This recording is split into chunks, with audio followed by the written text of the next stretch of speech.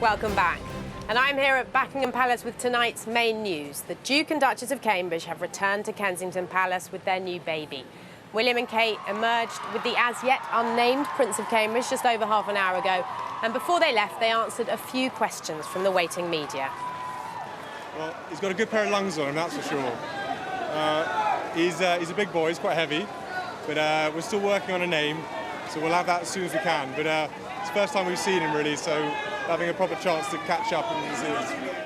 Well, I'm joined now by the television presenter and proud royalist Kirstie Allsopp and a tabloid columnist, Susie Boniface, better known as Fleetstreetfox, who's been taking a rather different line today. You're not interested. The sight of that little baby, did it melt your heart just a little? Not particularly. There are babies born all over the place all the time, every day, and while they're very cute, if you get to bounce them on your knee, this one's got nothing to do with most of us. I think a lot of the excitement and enthusiasm that's been going on is very touching, but possibly a little bit hysterical and unnecessary, I think, for something we're never ever going to see and which we're all going to be paying for a long time as well. She's right, isn't she, Kirstie? No, we don't pay for it.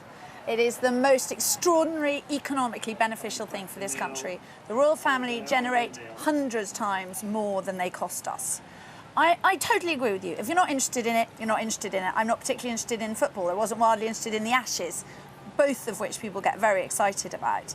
But this is one of those things where it's all good. We've won the tennis, we've won the Ashes, the sun is shining, we've had some lovely weather, we've got a beautiful palace, a beautiful city, and there we have a royal family with a new baby. But haven't we just gone a little bit too Disney? Well, it's one of those things where the whole world, I mean, look, here we are in Media City, outside Buckingham Palace. The whole world is focused on the royal family. Yes, it is Disney, and it's great because Disney is a visitor attraction, and so is this city and this country. And economically, we need to remember that. Well, Susie, we saw the baby coming out. This is the Royal Goldfish Bowl, isn't it? Sorry, yes, out of hospital. We saw the baby coming out of hospital, I'd like to say. We didn't get that shot, the other one.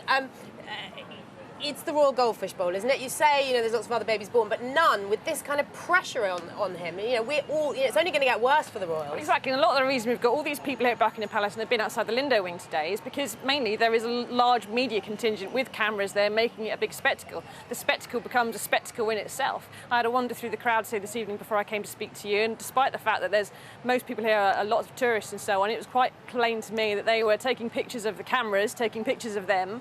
A lot of reporters from different countries are reporting on each other rather than, you know, there isn't an awful lot to say about this. Someone's had a baby, that's about it. And I think it's the spectacle and it's the soap opera and it's the fact that this is a family and a young couple that lots of people can empathise with that makes it sort of more of a drama for us, a human drama that we all want to share in. But to go back to Kirstie's point about how much this earns for us, there are lots of countries with successful tourist industries that don't have royal families.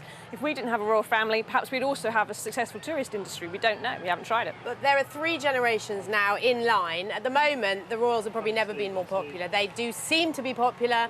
Kate and William have, you know, reignited people's interest. There were so many young people down here. I just wonder, you know, the solidity of the monarchy. I mean, when Prince Charles takes over, perhaps everyone will go off it and, you know, there's a...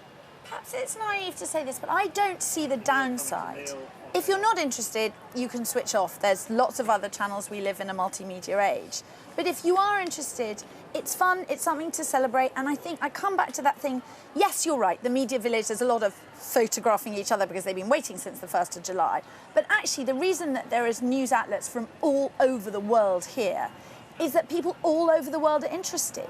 There's a possibility that this baby will be head of the Commonwealth, will be head of state of lots of countries other than our own. And that is it's historical. You know, we're all interested in history of masses of countries, and this is an important part of our history. But don't you find it distasteful, the way there is a small child that's just been born and is immediately thrust into a media spotlight? His entire life is going to be lived out under the spotlight. And long before there was a television camera, long before there were cameras, for hundreds of years, long before the birth of Christ, the birth of certain babies have been focused on. That is just a fact. There's no getting away from it. Don't you think the fact that we treat him and his family as a soap opera is a kind of cruelty in a way, and we should perhaps lay off and leave them to go and have their private life off somewhere else? But is that realistic? Is that ever going to happen? Of course not. If Prince William decided to abdicate the throne when it came to his turn and wanted to go off and be a normal RAF search and rescue pilot, he'd have the press outside his door, I'm sure.